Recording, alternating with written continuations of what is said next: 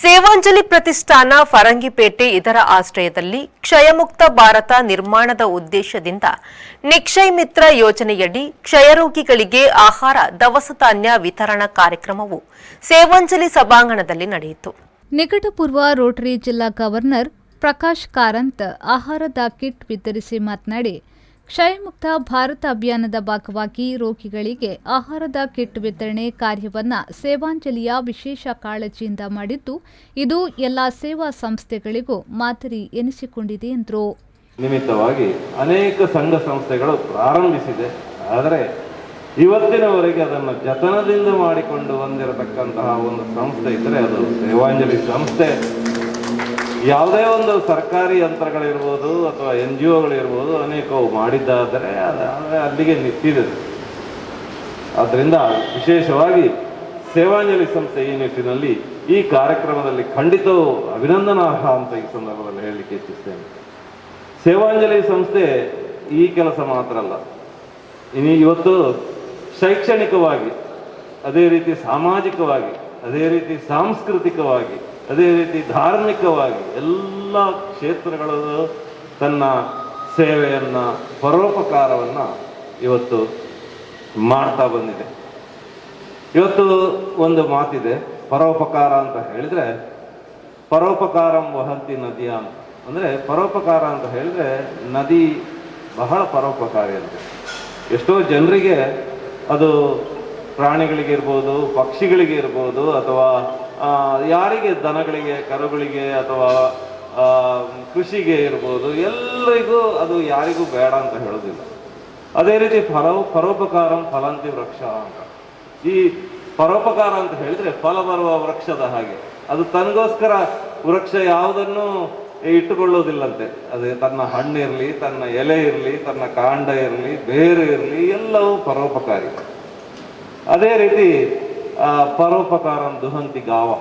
ಒಂದು ಹಾಲು ಕೊಡುವ ಹಸು ತನಗೋಸ್ಕರ ಸ್ವಲ್ಪವೂ ಹಾಲನ್ನು ಇಟ್ಟುಕೊಳ್ಳೋದಿಲ್ಲ, ಎಲ್ಲವೂ ಇನ್ನೊಬ್ಬರಿಗೋಸ್ಕರ. ತುಂಬಿಯ ಮುಹಿಯುದ್ದೀನ್ ಎಜುಕೇಷನಲ್ ಟ್ರಸ್ಟ್ನ ಅಧ್ಯಕ್ಷ ಅಬ್ದುಲ್ ಸಲಾಂ ಅವರು ಮಾತನಾಡಿ, ಸೇವಾಂಜಲಿ ಪ್ರತಿಷ್ಠಾನವು ಆರೋಗ್ಯ ಕ್ಷೇತ್ರದಲ್ಲಿ ಮಾಡಿದ ಸೇವೆಯು ಅನನ್ಯವಾಗಿದ್ದು, ಕೃಷ್ಣಕುಮಾರ್ ಪೂಂಜಾ ಅವರು ತನ್ನ ಜೀವನವನ್ನೇ ಸಮಾಜ ಸೇವೆಗೆ ಮೀಸಲಿಟ್ಟಿದ್ದಾರೆ ಎಂದರು.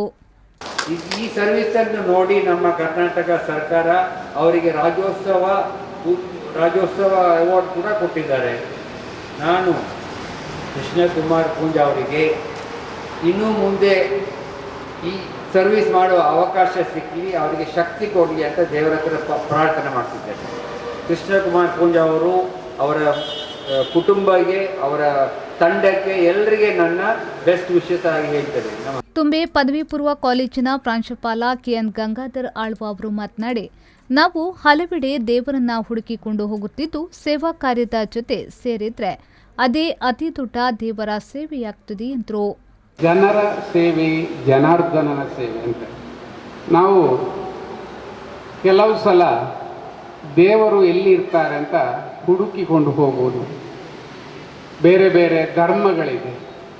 ಹಿಂದೂಗಳಿಗೆ ದೇವಸ್ಥಾನ, ಮುಸ್ಲಿಮರಿಗೆ ಮಸೀದಿ ಇದೆ, ಅಥವಾ ಕ್ರಿಶ್ಚಿಯನ್ಗಳಿಗೆ ಇಗರ್ಜಿಗಳಿದೆ. ಇಲ್ಲಿ ನಾವು ದೇವರನ್ನು ಪೂಜಿಸ್ತೇವೆ, ದೇವರನ್ನು ಆರಾಧನೆ ಮಾಡ್ತೇವೆ. ಆದರೆ ನಿಜವಾಗಿ ದೇವರು ಮನುಷ್ಯರಲ್ಲಿ ಇದ್ದಾರೆ ಅಂತ ನಾವು ತಿಳಿದುಕೊಳ್ಳಬಹುದು. ಯಾಕೆಂತ ಹೇಳಿದರೆ, ಯಾವಾಗ ಮನುಷ್ಯನ ಶ್ರೇಯ ಅಭಿವೃದ್ಧಿಯನ್ನು ಬಯಸಲಿಕ್ಕೆ ಮನುಷ್ಯ ಬಯಸ್ತಾನ, ಆವಾಗ ದೇವರು ಅಲ್ಲಿ ಪ್ರಸನ್ನರಾಗ್ತಾರೆ ಅಂತ ಹೇಳ್ತಾರೆ. ಸಾಮಾನ್ಯವಾಗಿ ಹಿಂದೂಗಳಲ್ಲಿ ಪೂಜೆ ಮಾಡುವಾಗ ಅರ್ಚಕರು ಕೊನೆಗೆ ಹೇಳ್ತಾರೆ, ದೇವರು ಪ್ರಸನ್ನರಾಗುವಂಥ ಕಾಲ ಬಂತು, ನಿಮ್ಮ ಆಶೋತ್ತರಗಳನ್ನು ಈಗ ಕೇಳಿಕೊಳ್ಳಿ ಅಂತ. ದೇವರು ಪ್ರಸನ್ನರಾಗುವುದು ಆ ಪೂಜೆಯ ಆ ಕಾಲದಲ್ಲಿ, ಸಂಧ್ಯಾ ಕಾಲದಲ್ಲಿ ಪ್ರಸನ್ನರಾಗ್ಬೋದು. ಆದರೆ ಮನುಷ್ಯನ ಹೃದಯದಲ್ಲಿ ದೇವರನ್ನು ಯಾವತ್ತೂ ಕಾಣಲಿಕ್ಕೆ ಸಾಧ್ಯ ಉಂಟು. ಕಾರ್ಯಕ್ರಮದಲ್ಲಿ ಡಯಾಲಿಸಿಸ್ಗಾಗಿ ಕಿರಣ್ ತುಂಬೆ ಅವರಿಗೆ 10,000 ರೂಪಾಯಿ ಆರ್ಥಿಕ ಸಹಕಾರವನ್ನ ನೀಡಲಾಯಿತು. ಸೇವಾಂಜಲಿ ಪ್ರತಿಷ್ಠಾನದ ಟ್ರಸ್ಟಿ ಅರ್ಕುಳ ದಾಮೋದರ್ ಶೆಣಿ ವೇದಿಕೆಯಲ್ಲಿ ಉಪಸ್ಥಿತರಿದ್ದರು. ಈ ವೇಳೆ ಪ್ರಮುಖರಾದ ಸುರೇಶ್ ರೈ ಪೆಲಪಾಡಿ, ಸುಕುಮಾರ್ ಅರ್ಕುಳ, ಅಶೋಕ್ ಕುಲಾಲ್ ರಾಮಲ್ಕಟ್ಟಿ, ನಾಗಪ್ಪ ಶೆಟ್ಟಿ ಮೇರಮಚ್ಚಲು, ಪ್ರಕಾಶ್ ಕಿದೆಪೆಟ್ಟು, ಕೃಷ್ಣ ತುಪ್ಪೆಕಲ್, ಪದ್ಮನಾಭ ಶೆಟ್ಟಿ ಪುಂಚಮೆ, ಆರ್ಎಸ್ ಜಯರಾಮಲ್ಕಟ್ಟೆ, ದಿನೇಶ್ ತುಂಬೆ ಸೇರಿದಂತೆ ಮೊದಲಾದವರು ಹಾಜರಿದ್ದರು. ಸೇವಾಂಜಲಿ ಪ್ರತಿಷ್ಠಾನದ ಆಡಳಿತ ಟ್ರಸ್ಟಿ ಕೃಷ್ಣಕುಮಾರ್ ಪೂಂಜಾ ಸ್ವಾಗತಿಸಿ ಪ್ರಾಸ್ತಾವಿಕವಾಗಿ ಮಾತನಾಡಿದರು. ಕವಿತಾ ಕಾರ್ಯಕ್ರಮವನ್ನು ನಿರೂಪಿಸಿದರು. ಸನೀಪ್ ಸಾಲ್ಯನ್, ವಿ4 ನ್ಯೂಸ್, ಬಂಟ್ವಾಳ.